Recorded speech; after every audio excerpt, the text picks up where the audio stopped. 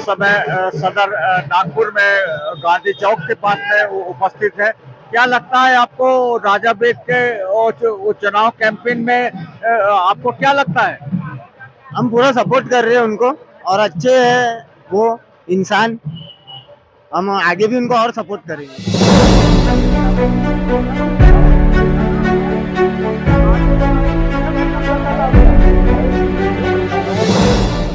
देख रहे हैं CNN 24 उर्दू न्यूज चैनल और मेरे साथ में इमरान भाई जो कि सदर नागपुर के एरिया में हम यहाँ पर मौजूद है। जानना चाहते हैं हमारे दर्शक कि आप राजा भाई को कैसे देखते हैं? राजा भाई को अपन ऐसा है कि राजा भाई का वर्क अच्छा है और राजा भाई का काम में जो है वो अच्छी प्रायोरिटी है, इसलिए अपन राजा भाई को सपोर्ट कर रहे हैं।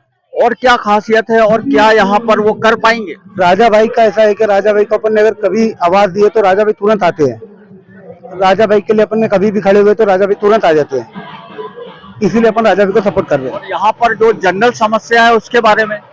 जनरल समस्या तो राजा भाई 2 मिनट में सॉल्व कर देंगे, अगर आ गए तो खुदा ना खास्ता, तो राजा भाई के सपोर्ट से बहुत अच्छा काम हो जाएगा। चलिए, ये तो हमने कई लोगों से भी पूछा है इस बात को और उन्होंने भी लगभग इसी लहजे में इसी तर्ज पे उन्होंने बताया है कि राजा भाई का एक सॉफ्ट नेचर भी है, उनसे हर कोई मिल सकता है और वो उम्मीद लगाए हुए हैं।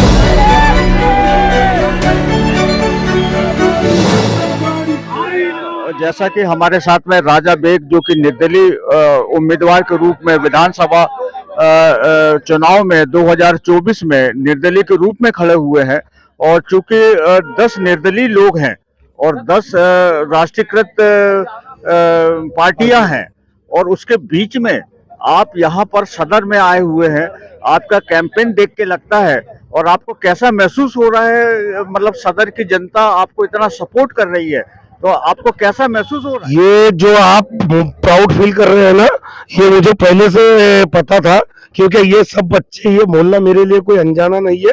ये सब मुझे कई सालों से मैं इनके साथ में जुड़ा हूँ, ये मेरे साथ में जुड़े हैं।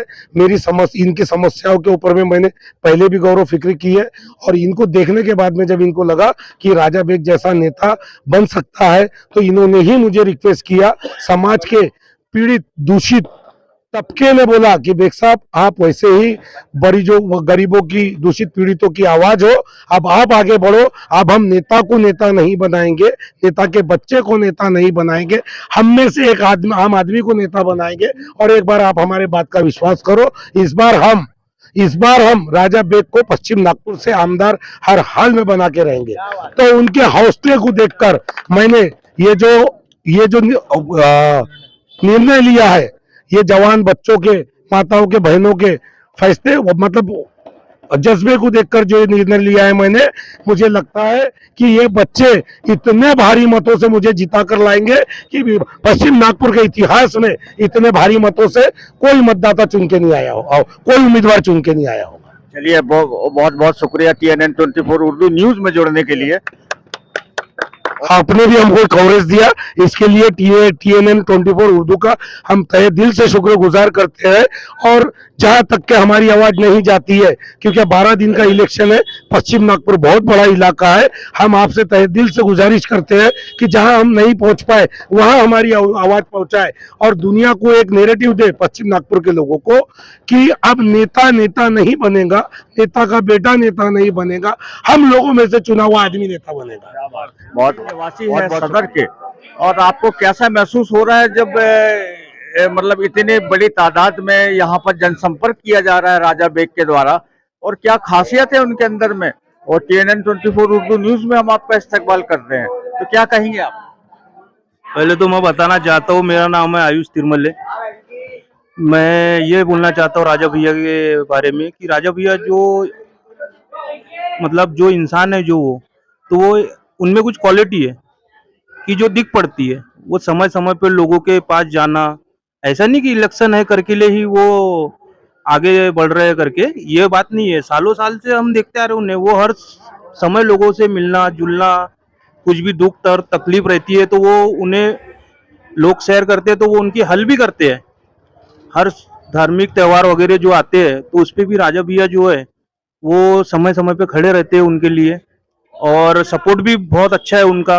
और मेरे हिसाब से वो एक नागरिक के साथ साथ वो एक पॉलिटिक इंसान भी दिखते हैं। लेकिन आजकल हिंदू मुस्लिम चल रहा है, तो उसके बारे में आप राजा भाई के संबंध में क्या कहेंगे?